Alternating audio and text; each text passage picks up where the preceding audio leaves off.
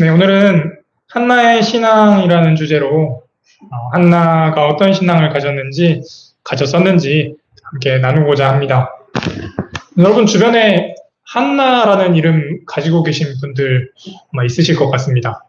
저도 조한나라는 친구도 있고 또 김한나라는 아는 같은 동료도 벌써 2명이 이렇게 생각이 납니다. 그만큼 한나라는 이름이 이렇게 많이 쓰이는 것들을 보면 그 한나라는 이름의 부모님이 자녀들에게 어떤 바람이 있었는지 또 어떻게 성장하기를 바랐는지를 조금 생각해 보게 합니다. 오늘 이 한나라는 인물이 어떤 인물이었는지 저희가 함께 살펴보고 또 그녀가 가진 신앙은 어떤 모습이었는지를 함께 나누고자 합니다. 한나의 사건을 다루고 있는 오늘 본문 사무엘상은 상 중에서도 오늘 본문은 사무엘상의 제일 앞에 부분에 위치하고 있는 단락입니다. 성경 66권을 생각하면 사무엘상의 위치는 앞쪽에는 사사기와 룻기가 있고요. 뒤쪽에는 열왕기 상하가 있습니다. 이것은 사무엘 상하가의 시대적 배경이 사사기의 끝 그리고 왕조 시대, 열왕기 시대에 처음쯤 되는 그 사이에 해당한다는 것을 알 수 있습니다. 그래서 사사 시대를 넘어서 왕조 시대로 넘어가는 그 변화의 시기에 오늘 본문의 사건이 일어났습니다. 그리고 본문에서 조금 더 이제 시간이 흘러가면 저희가 잘 알고 있는 사울 왕도 등장하고 다윗 왕도 등장하고 솔로몬도 등장하는 그런 그 시기의 일입니다. 이 시기는 역사적으로 변화의 시기였습니다. 청동기 시대에서 또 철기 시대로 넘어가는 그 중간의 시기였다라고 합니다. 그러고 보면 여러분들 오늘 예배당에 오실 때 이렇게 아래쪽에, 보건대 아래쪽에 농협 사거리 지나서 이렇게 올라오셨잖아요. 그 농협 더 아래쪽으로 가면 광주 신창동 선사 유적지 있는데 그 유적지가 철기 시대 초기의 유적이라고 합니다. 그래서 우리나라의 철기 시대 초기, 그러니까 청동기와 철기의 그 사이의 시기를 보면 북쪽에서는 고구려 그리고 옥저 동해가 이렇게 등장하던 시기였고요. 남쪽에서는 가야가 있었고 이제 막 신라와 백제가 나라를 이루어가는 그런 시기였다라고 합니다. 그때도 왕조가 생기고 새로운 세력이 생기는 그리고 또 청동기의 문물에서 철기로 바뀌는 그 변화의 시기였습니다. 마찬가지로 이스라엘이 살고 있던 그 가나안 땅도 오늘 본문의 이 시대도 변화의 시기였습니다. 그런데 이 청동기에서 철기로 넘어가는 그 시대에 큰 2가지 변화를 찾아볼 수 있었다라고 합니다. 첫 번째는 농사가 잘 되게 되는 그런 변화였다라고 합니다. 이제 그전에는 청동기 혹은 나무로 농사를 지었는데 철기 농기구가 등장하면서 그 밭과 논에 수확물이 이렇게 많아진 것이죠. 저희도 이렇게 못을 박을 때 망치가 있으면 굉장히 쉽고 빠르게 박을 수 있는데 진짜 이 망치 하나 없으면 주변에 단단한 것들, 벽돌도 찾아보고 돌도 찾아보는데 그것들이 박히기는 박히지만 조금 망치가 그리워지는 그런 것들이 생각이 납니다. 그래서 이 도구가 바뀐다는 것은, 필요한 도구가 있다는 것은 일의 효율과 일의 능률 그리고 일의 결과를 나타내는데 굉장히 큰 영향을 미치는 것을 알 수 있습니다. 그렇게 철제 농기구가 발달하면서 이스라엘의 농업이 발달하고 또 이스라엘의 그러니까 풍요로움이 이렇게 늘어나는 그런 현상들이 있었다라고 합니다. 2번째로는 철제 무기가 발달했습니다. 앞서서 농업에서 수확량이 늘어나면 이제 그 재산을 지켜야 하는 필요성이 생깁니다. 근데 문제는 이스라엘만 이 철제 무기를 사용했던 것이 아니라 이스라엘과 대치하고 있는 다른 민족들도 이 철제 무기를 사용하기 시작했다는 것입니다. 그전에는 농업의 부가 크지 않았기 때문에 이 이웃하는 민족들과 다툼은 그냥 한 부족과 부족, 한 지파와 지파 간의 싸움이었는데 이제 부가 늘어나고 철기의 무기가 등장하면서 한 지파와 지파의 싸움을 넘어서서 한 민족과 한 민족의 전투, 그리고 한 나라와 한 나라의 전쟁까지 그렇게 크게 양상이 달라졌다라고 합니다. 그래서 이스라엘은 이제 전쟁이 한 개 지파만 싸우는 것이 아니라 12개 지파가 연합해서 싸워야 하는 그 상황에 이르렀고, 또 이스라엘 백성들은 자신의 부가 많아지면서 우리를 대신해서 싸울 왕, 전쟁의 전문가가 필요하게 되었습니다. 그래서 열왕기 사무엘로 넘어가면 이제 이스라엘 백성들이 우리에게도 왕을 달라라고 하는 그런 말들이 이 시대적인 배경을 잘 설명하고 있는 것 같습니다. 그런데 여러분, 지금도 이때와 크게 다르지 않습니다. 2024년, 오늘 또 변화의 시대입니다. 혼란의 시기입니다. 요즘은 정말 하루가 멀다 하고 많은 것들이 순식간에 바뀝니다. 통신의 기술들이 발달하면서 온라인으로 이렇게 예배를 드리는 것도 가능하게 되었고요. 저는 요즘에 아침에 식료품을 이렇게 스마트폰으로 주문하면 밤이 되기 전에 저희 집 앞에 이렇게 도착하는 것들도 볼 수 있습니다. 또 스마트폰으로 가정에 있는 가전제품들을 조절할 수도 있고, 그래서 여름에는 집에 들어가기 전에 에어컨 이렇게 켜놓으면 시원하게 들어갈 수 있는 것들도 최근의 변화인 것 같습니다. 차량의 경우에는 사람이 없이도 운전이 가능한 자율주행도 개발되고 있습니다. 또 최근에 인상적이었던 것은 전기차와 자율주행이 등장하면서 만약에 스타렉스 같은 전기 차량이 있는데 그 뒤에 있는 그 칸만 떼어내서 화물차로 싣기도 하고, 또 그걸 떼어내서 승객으로 차로 이렇게 실으면 같은 차를 가지고도 다양하게 쓸 수 있는 그런 변화의 모습들이 눈에 띄었습니다. 또 제가 개인적으로 최근에 느낀 변화는 이런 것들이었습니다. 옛날에는 공부를 할 때 책을 사고 책에다가 이제 문제를 풀고, 영어 단어를 외울 때에도 단어장을 펴서 그리고 옆에 갱지나 A4지를 이렇게 두고 글자를 쓰면서 공부를 하고 암기했었는데, 요즘에 보니까 스마트폰으로 문제를 풀고 또 단어가 여기 나와가지고 맞추는 단어는 넘기고 못 맞추는 단어는 저장해놨다가 나중에 보게 되는 이런 것들도 최근에 공부하게 되더라고요. 그리고 어떤 유튜브 영상에서 보니까 어떤 대학에서의 강의가 출석 체크를 하는데 이렇게 화면 앞에다가 QR 코드를 두고 이렇게 사진으로 찍으면 출석이 인증되는 그런 것들도 있었습니다. 옛날에 자꾸 옛날이 되네요. 제가 대학을 다닐 때는 50명 정도의 학생들이 있으면 교수님이 그 이름을 부르다가 50분 수업에 벌써 5분 정도를 지나가 버려서 좀 그게 굉장히 저는 즐거웠었는데, 요즘은 좀 달라지는 것들이 좀 기억이 나는 것 같습니다. 이런 변화들 속에서 앞으로 또 어떻게 달라질지가 혼란스럽습니다. 노동 중심에서 기술 중심으로 사회가 바뀌어가고 있고요. 또 인공지능은 요즘 초유의 관심사입니다. 전통적인 그 토지 위에서 공장과 농업이 있었다면 최근에는 사이버 공간상으로 그 공간이 이동하고 있습니다. 또한 요즘은 기후변화의 시기입니다. 뜨거워지는 기후는 우리의 일상을 바꿔가고 있습니다. 그렇다면 고민이 되고 또 걱정이 됩니다. 저는 이제 시골에서 부모님의 일을 한 일주일에 이틀 정도 돕고 있는데, 이번 여름이 진짜 정말 더웠습니다. 그래서 조금 시원해졌다라고 생각해서 양배추를 이제 제가 심었는데, 그 뜨거운 기운에 양배추 모종이 다 이렇게 죽어버렸더라고요. 또 대파도 최근에는 정말 농업하기 어려운 그런 현상들도 있고, 야채값이 최근에 정말 올라가는 것들도 눈에 띕니다. 그래서 저는 또 부모님과 같이 걱정을 합니다. 내년에도 이렇게 더우면 어떻게 우리는 또 농사를 지어야 하는가, 어떻게 다른 작물을, 다른 모종을 우리가 준비해야 되는 것은 아닌가, 이런 혼란의 시기에 또 걱정이 되는 것들이 있습니다. 한편으로 또 어린이들, 다음 세대 교육도 마찬가지입니다. 이전에는 공부를 잘하고 시험을 잘 봐서 대학에 잘 가고 좋은 회사에 취업을 하면 되었는데, 이제는 달라지고 있습니다. 대학의 영향력이 줄어들고 있고, 또 대학도 줄어들고 있고요. 기업에 들어가지 않고 자신의 일들을 만들어서 나가는 그런 방법들도 무수하게 많아지고 있습니다.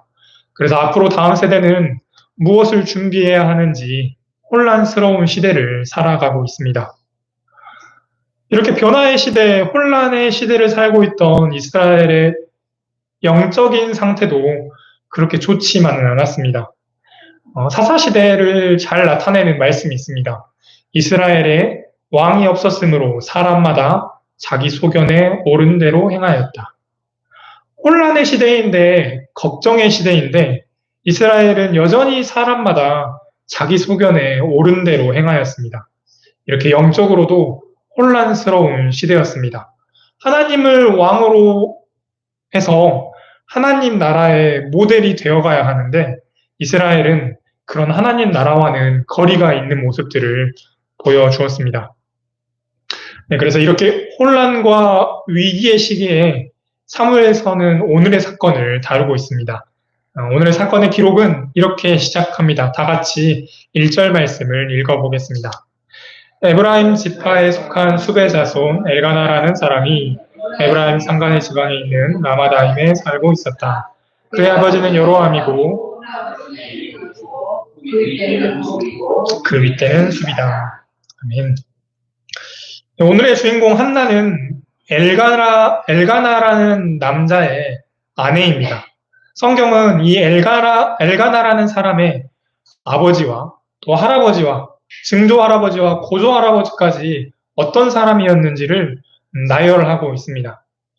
그러니까 이러이러한 가문이다. 엘가나는 이러이러한 가문의 사람이었다라고 이야기하고 있는 것입니다. 여러분은 어디 가서 그 가문 이야기 하시나요? 저는 잘 안 합니다. 저는 한림 공파 77대손이거든요. 근데 이 77대손 하면 친구들이 이렇게 깜짝깜짝 놀랍니다. 너 뭐길래 77대나 되는 거야? 그만큼 저희 가문에 사람이 없었다라는 뜻이죠. 그래서 제가 인터넷에 궁금해가지고 찾아보니까 저희 시조 되시는 분이 중국의 그 주나라에서 삼국시대로 이렇게 넘어오셨던 분이시더라고요. 그래서 나는 좀 이렇게 중국인의 피로부터 시작됐구나 싶어가지고 가문 이야기 나오면 좀 잘 안 합니다. 그만큼 가문이 중요한 것이죠. 근데 성경은 오늘 이 엘가나의 가문에 대해서 이야기하고 있는 것입니다. 그만큼 뼈대 있는 가문이고 그만큼 힘이 있는 가문이다라고 이야기하고 있는 것입니다. 근데 그들은 또 에브라임 지파라고 합니다. 이 에브라임 지파라는 것은 두 가지로 저희가 해석할 수 있습니다. 에브라임 지파는 요셉의 둘째 아들 에브라임의 자손들입니다. 애굽의 총리를 지냈던 그 위대했던 요셉의 아들들의 자손이었습니다. 근데 이 에브라임 지파의 한 사람이 또 여호수아였습니다. 여호수아 그 위대한 장군이 이스라엘을 이끌고 이 가나안 땅에 들어왔던 그 뼈대 있는 가문이었다라는 것을 에브라임 지파가 이야기하고 있습니다. 근데 또 어떤 성경, 그러니까 역대하에서의 기록을 보면 이들은 레위 지파였다라고 합니다. 이렇게 되면 레위 지파는 12지파 중에 한 지파로 11지파에 나누어져서 지내는데 이것도 이 가문이 굉장히 힘 있는 가문이다라고 저희가 받아들일 수 있습니다. 레위 지파는 그만큼 구별되고 하나님께 또 온전히 제사를 드리는 지파였기 때문입니다. 에브라임 지파가 됐든 또 레위 지파가 됐든 어떤 경우에도 이 가문이 훌륭한 가문이었다라는 것을 저희가 알 수 있습니다.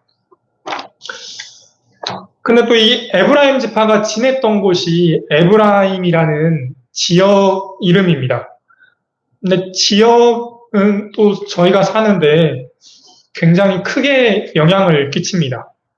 여러분들은 여러분을 어느 지역 사람이라고 생각하시나요? 저는 아무래도 성장 배경이 이제 목포라는 도시에서 자랐기 때문에 저는 목포 사람이라는 좀 이런 정체성을 가지고 있는데 목포는 잘 아시다시피 과거에는 큰 도시였고 요즘에는 조금 인구가 줄어가는 중소도시에 해당합니다. 항구가 접해 있어서 조금 언어가 거친 것들이 목포 사람들의 특징이고 또 그에 비해서 훌륭한 인물들도 많이 배출해낸 도시가 목포입니다.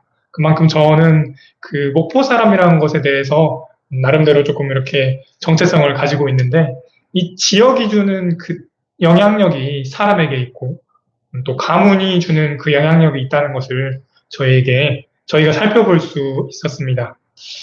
그래서 이 가문은 훌륭한 가문이었습니다. 그리고 힘이 있는 지역이었습니다. 그런데 이러한 훌륭한 가문도 또 힘이 있는 지역도 해결하지 못하는 문제가 한 가지 그들에게 있었습니다. 그것은 불임이라는 문제였습니다. 한나라는 여성에게 자녀가 없었다라는 것이 그 뼈대 있는 가문의 한 가지 어려움이었습니다. 당시 사회는 여성에게 육아와 또 출산의 역할을 강력하게 요구했습니다. 그래서 출산을 하지 못한 여성의 경우에 사회적인 역할을 감당하지 못했다라는 아마 상실감도 조금 있었을 거고 우울함이나 어려운 마음도 있었을 것 같습니다.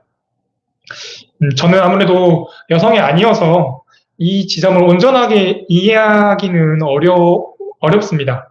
하지만 한국 교회에서 저는 또 남성으로 자라왔기 때문에 남성의 역할, 가정을 지키고 또 가정의 구성원을 돌보아야 하는 그 책임을 저는 그 속에서 자라왔는데 아마 그것과 비교해서 여성의 상실감을 이해하면 제가 만약에 가정의 그 책임을 다하지 못했을 때 겪는 그 마음, 또 어려움과 어쩌면 한편으로는 죄책감과 같은 그 마음이 아마 한나에게 비슷하게 있지 않았을까라고 제가 남성으로서 조금 추측해 볼 수 있었습니다.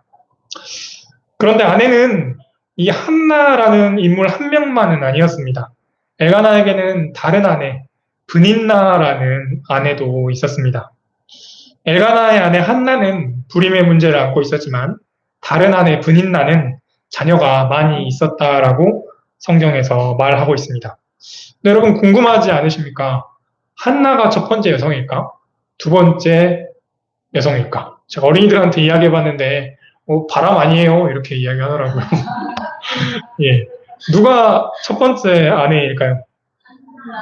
네, 맞습니다. 한나가 첫 번째 아내입니다. 성경에는 정확하게 누가 첫 번째라고 기록되어 있지는 않지만 한나가 첫 번째 아내라고 추측해 볼 수 있습니다. 왜냐하면 엘가나가 한나를 많이 사랑했고 또 브닌나는 한나를 질투했고 괴롭혔다라고 했으며 이 지파가 하나님의 말씀을 잘 따랐다고 추측해 봤을 때 창세기에서 한 여자와 한 여성을 이렇게 부부로 하나님이 맺어주셨잖아요.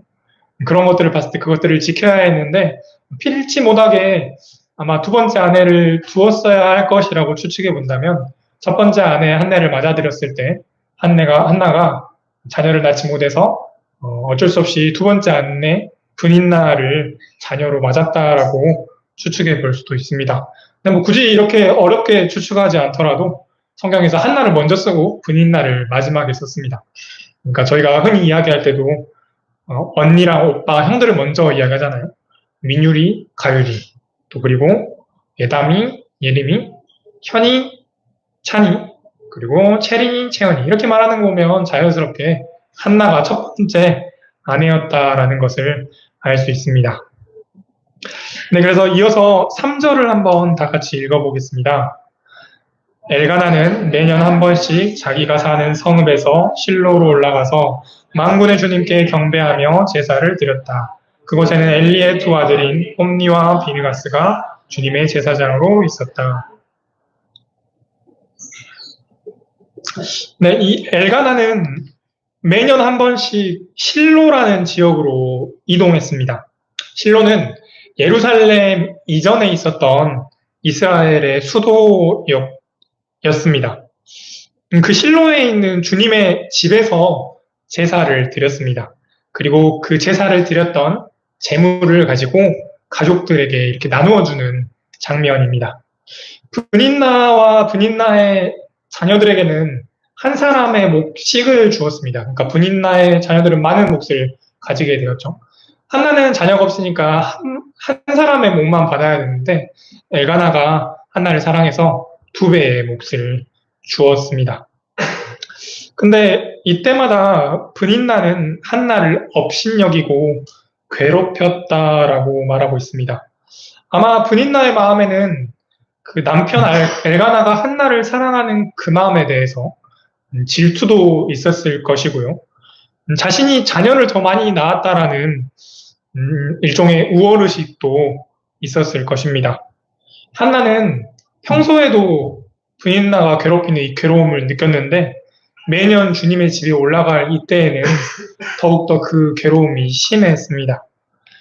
하나님께 제사를 드리고 하나님을 만나는 그 제사가 기쁨의 시간이 되어야 하는데 매년 돌아오는 이때가 한나에게는 괴로움을 느끼면서 또 슬픔을 느끼는 시간이 되어버렸습니다.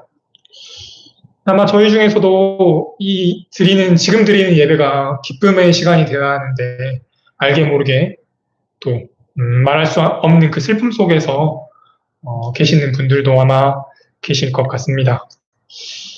그래서 이 혼란스러운 시대였고 또 슬픔이 있었습니다. 혼란스러운 시대에 슬픔이 있었습니다. 오늘날도 마찬가지입니다.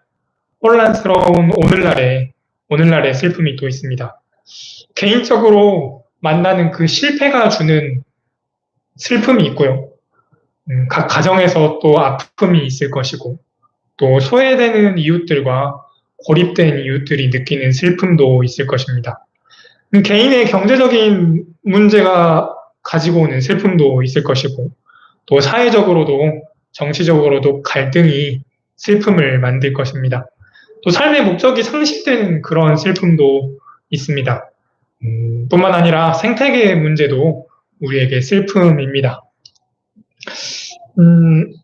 한국 교회를 생각할 때 또 다음 세대가 없다라는 것이 한나의 슬픔과 비슷합니다. 재작년에 서울의 한 노회에서 조사를 했다고 합니다. 노회 중에, 개교회 중에, 교회 학교가 있는 교회를 이렇게 조사해 봤는데, 그 퍼센티지가 57%라고 합니다. 그러니까 43%는 교회 학교가 없는 것입니다. 왜냐하면 교회 아이들이 줄어들고 있기 때문입니다. 그래서 한국 교회 전체를 보았을 때 어쩌면 한나가 자녀가 없는 것처럼 다음 세대가 없는 것이 오늘날 우리 한국 교회의 슬픔은 아닌가라고 감히 제가 짐작해 봅니다. 제가 어린이교회 담당 목회자인데 가끔 저도 그런 슬픔을 느낍니다. 저희는 지금 아직은 그래도 아이들이 있지만 이 다음에 아이들이 없으면 우리 어린이교회는 또 어떡하나, 그것이 나에게 한나와 같은 슬픔은 아닌가라고 묵상해 보게 되었습니다. 근데 이 한나가 얼마나 슬픈지 한나는 울기만 하고 아무것도 먹지 않았다라고 합니다. 이제 슬픈데 먹지 않는다. 좀 이해가 제가 안 됐습니다. 왜 슬픈데 먹지 않는 거지? 그래도 맛있는 거 있으면 먹는 거 아닌가? 이런 생각이 들었습니다. 근데 돌이켜보니까 제가 밥을 먹었지 않았던 때가 2번 있었던 것 같습니다. 20살, 한 27살 정도 될 때 제가 이렇게 취업 준비했는데, 일단 자기소개서 합격하고 1차 시험 보고 돌아와서 이제 1차 합격 결과 보고 있었는데 이제 그날 떨어졌거든요. 그날 진짜 이렇게 아무것도 먹고 싶지 않았습니다. 그리고 2번째는 제가 이제 2년 전에 신혼여행 다녀오면서 그 비행기 안에서 기내식을 먹었는데 이거 제가 맛없어가지고 안 먹었습니다. 갈 때는 분명히 기내식이 진짜 맛있었거든요. 근데 오면서 기내식을 먹었는데 이제 끝났구나. 이제 한국으로 돌아가야 되는구나. 그런 생각이 있어가지고 제가 그것을 안 먹었습니다. 제 슬픔은 이제 비교할 바가 안 되죠. 근데 한나의 슬픔이 얼마나 슬펐으면 아무것도 먹지 않았을까라고 이렇게 추측해 볼 수 있습니다. 근데 엘가나가 남편이 한나에게 위로하는 그 말도 위로가 되는 것 같지는 않습니다. 매년 분인나가 한나를 괴롭힐 때 엘가나가 이렇게 말을 건넸습니다. 8절입니다. 제가 읽어보겠습니다. 여보, 왜 울기만 하오? 왜 먹지 않으려 하오? 왜 늘 그렇게 슬퍼만 하는 거요? 당신이 10 아들을 두었다고 해도 내가 당신에게 하는 만큼 하겠소라고 말합니다. 여러분, 이 위로의 말이 어떠신가요? 마음에 드시나요? 한나는 위로를 받았을까요? 얼핏 보기에 엘가나는 아내를 굉장히 사랑하는 따뜻한 남편이어서 이 말로도 한나에게 충분한 위로가 되지는 않았을까라고 생각을 해봅니다. 그런데 엘가나는 이유를 물어봅니다. 왜 그래요? 왜 그래요?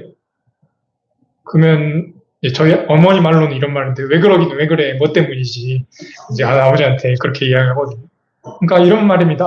애가 왜 그러긴 왜 그래, 분인나가 나를 괴롭혀서 그러지, 몰라서 물어라는 그런 것들이, 저희 어머니가 하시는 말들이 이렇게 기억이 나더라고요. 그러니까 엘가나는 MBTI 검사하면 아마 T인 것 같습니다. 이유를 물어보는 거죠.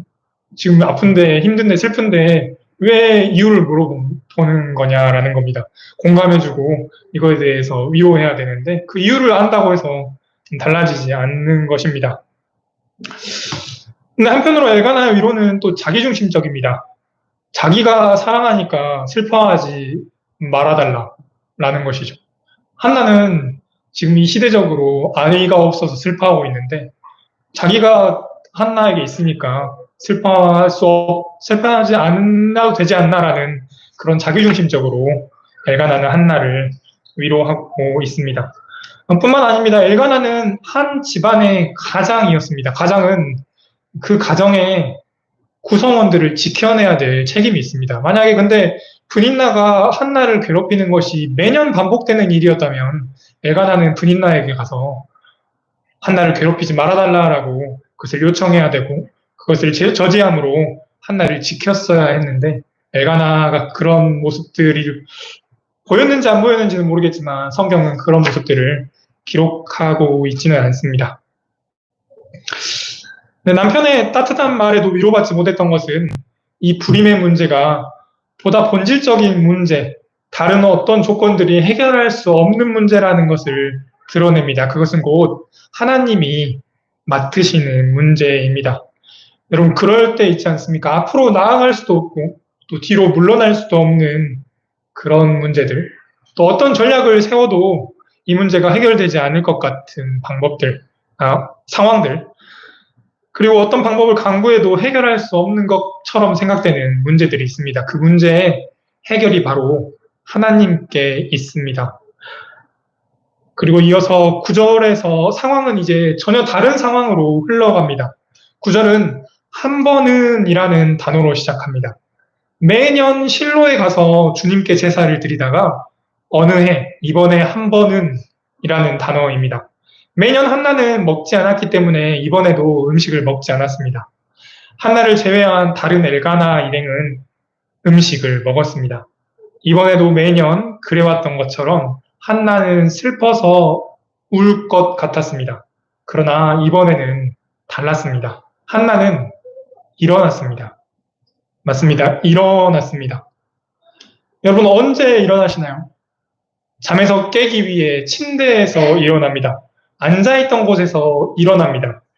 또 출근을 위해서 일어나고요. 학교를 가기 위해서 일어나고 주일에 예배당을 오기 위해서 일어납니다. 일어난다는 것은 마음을 먹는다라는 것입니다. 새로운 자리로 나아가기 위해서 일어납니다. 한나는 이번에는 일어났습니다. 이제까지와는 다른 무언가가 한나 자신에게 필요했다라고 결심했던 것입니다. 일어난 다음에 그 다음에는 그 자리에서 떠났습니다. 그 자리는 어떤 자리였나요? 자신의 슬픔의 자리였고요. 불임의 문제를 해결할 수 없는 그 자리였고요. 남편의 위로가 있지만 여전히 슬퍼함이 있었던 그 문제의 자리였습니다. 분인나의 괴롭힘과 업신여김이 있었던 그 자리였습니다. 한나는 더 이상 예전과 같이 그곳에서 그냥 머물러서 슬퍼하지 않겠다라는 마음 먹고 일어나서 이제 그 슬픔의 자리를 떠났습니다. 여러분 어느 자리에 계십니까? 우리의 자리는 어떠한 자리입니까? 한나처럼 슬픔의 자리일 수도 있고요. 또 어쩌면 게으름의 자리일 수도 있습니다. 두려움의 자리일 수도 있습니다. 그리고 아픔의 자리일 수도 있습니다. 매번 반복되는 그 자리입니다. 제가 돌이켜보면 제가 괴로웠던 자리는 그 취업 준비하던 그 시기에 원룸에서 지냈는데 그 원룸에서 자리를 깔고 누웠던 그 자리가 정말 저한테는 괴로운 자리였습니다. 매번 토익 공부하고 점수도 잘 안 오르고 자기소개서는 떨어지고 그리고 그날 밤 원룸에 누웠던 그 이부 자리였습니다. 지금의 제가 그때 저한테 말할 수 있다면 이렇게 말해주고 싶습니다. 그 자리에서 일어나자. 그리고 그 자리를 떠나자. 성도님들께도 그러한 자리가 있다면 오늘 이 말씀을 붙잡고 일어나시기를 바랍니다. 그리고 그 자리를 떠나시기를 바랍니다. 네, 그러면 이제 그 자리를 떠났으니 어디론가 향해야 합니다. 한나는 일어나서 그 자리를 떠나서 가족과 멀어질 수도 있었습니다. 아무도 없는 곳으로 가서 울 수도 있었습니다. 그러나 한나가 일어나서 향한 곳은 10절에 잘 나와 있습니다. 10절에는 이렇게 말합니다. 괴로운 마음으로 주님께 나아가. 아멘. 한나는 주님께로 나아갔습니다. 여전히 괴로운 마음이지만 그 마음을 붙잡고 주님께로 나아갔습니다. 네, 그래서 한나의 신앙은 일어나는 신앙이었고 자리를 떠나는 신앙이었고 또 주님께로 나아가는 신앙이었습니다. 우리가 슬플 때 또 괴로울 때를 생각해 보면 하나님과 자연스럽게 멀어지려고 합니다. 왜냐하면 그 슬픔을 가지고 하나님과 직면하는 것이 괴롭다라고 생각되기 때문입니다. 상처를 치유할 때는 상처를 들추어야 하고 또 약을 바를 때는 그것이 아픕니다. 하나님께 나아가는 것은 그렇게 괴롭기 때문에 또 하나님과 멀어지려 하는데 한나는 그것과는 다르게 하나님께 나아가서 자신이 안고 있는 이 불임의 문제를 하나님께 아뢰고 또 하나님께 맡겨야겠다라고 마음 먹었습니다. 이후에 한나는 하나님께 기도하고 실로 제사장 엘리에게 응답을 받습니다. 또 이 지점이 좀 이상합니다. 한나가 아들을 구하는 기도를 하는데 하나님께 그 아들을 내게 주신다면 제가 하나님께 그 아들을 드리겠습니다라고 이렇게 기도합니다. 도통 저는 이해가 되지는 않았습니다. 왜 그토록 아들이 없어서 슬퍼했는데 하나님이 아들을 주셨을 때 다시 그 아들을 하나님께 드리냐는 기도를 하는 것입니다. 근데 한나가 서원했던 이 시대에 한나는 이 시대를 향한 한나의 신앙이 담겨져 있었습니다. 앞서 말씀드린 대로 이 시대는 변화의 시대, 또 혼란의 시대였습니다. 한나는 자신이 살고 있던 이 시대가 바로 그런 시대라는 것을 알고 있었고, 또 영적으로 혼란스러운 시대라는 것도 잘 알고 있었습니다. 그래서 자신의 아들을 하나님께 드림으로 이 시대에 쓰임받는 일꾼이 되기를 바랐습니다. 이것은 다시 말하면 이 시대에 하나님이 쓰시고자 하는 일꾼이 필요하다는 것도 알고 있었고, 또 한나는 이 시대와 자신의 슬픔과 아픔을 이렇게 연결시킬 수 있는 신앙을 보여줍니다. 그래서 한나는 시대와 자신의 아픔을 연결시켜주는 신앙을 가지고 있었습니다. 하나님의 나라인 이스라엘이 겪는 혼란을 자신의 문제와 연결시키고 그 문제를 하나님께 내어놓았습니다. 이때부터 한나의 문제는 결코 자신의 문제, 개인의 문제, 가문의 문제로만 머무르지 않습니다. 그녀는 하나님께 이 민족의 문제로 자신의 문제를 연결시켜서 기도하게 되었습니다. 여러분, 한국교회는 슬픔이 있습니다. 다음 세대를 낳지 못하고 있는 그 아픔이 있습니다. 그것이 이 시대의 혼란스러움과 연결되어 있습니다. 혼란스러운 시대에 하나님께서 쓰고자 하시는 사람이 필요합니다. 그래서 한국교회와 우리는 하나님께 나아가야 합니다. 어린이와 청소년들에 대한 슬픔을 가지고 이 시대와 연결시켜서 주님께 기도해야 합니다. 이뿐만 아닐 것입니다. 개인적으로 가지고 있는 슬픔들도 있을 것입니다. 가정들이 가지고 있는 슬픔들이 이 시대의 혼란과 연결되어 있습니다. 내 슬픔이 없어지는 것으로 끝나지 않고 슬픔이 이 시대의 혼란을 해결해 나가는 하나님의 도구가 될 수 있도록 주님께 나아가야 할 것입니다. 지난달에 파친코라는 드라마가 애플 TV에서 이제 시즌2가 2가 개봉을 했습니다. 파친코는 잘 아시다시피 일제시대 조선인의 가족이 가지고 있는 그 아픔을 다룬 서사입니다. 근데 그 슬픔과 아픔을 가지고 있는 드라마가 이제는 세계 사람들에게 알려져서 이 문제를 세상 사람들이 알고 있고 우리가 여전히 가지고 있는 그 민족의 아픔을 그들에게 알리는 이 시대의 아픔과 그 가문의 아픔이 연결되어서 나타나고 있는 작품인 것도 기억이 납니다. 네, 한나는 서원했던 것처럼 사무엘이라는 아들을 낳게 되었고요. 그 아들을 정말 하나님께 드려서 성전에 머무르게 하였습니다. 사무엘은 성전에서 자랐기 때문에 또 하나님께 기도하고 또 자신의 신앙이 정말 무럭무럭 자라나가는 사람이 되었고, 이후에는 민족을 지도하는 그 하나님의 사람이 되었습니다. 하나님은 이 혼란스러운 시대에서 사무엘을 사용하셔서 다음에 사울과 다윗이라는 정말 훌륭한 왕들을 세우셨고, 이제 이 사사시대를 넘어서 왕조시대로 넘어가게 하셨습니다. 이것이 가능할 수 있었던 이유는 한나가 자리에서 일어났었고, 또 그 자리를 떠났었고, 주님께 나아가는 신앙을 가지고 있었고, 또 자신의 슬픔과 이 시대의 혼란을 이어나갈 수 있는 그 신앙이 있었기 때문입니다. 네, 그래서 오늘 한나라는 이 이름을 기억하면서 그녀의 신앙처럼 이 시대의 혼란을 우리의 것으로 연결시킬 수 있는 저와 성도님들, 그리고 이번 한 주간이 되었으면 좋겠습니다. 기도하겠습니다.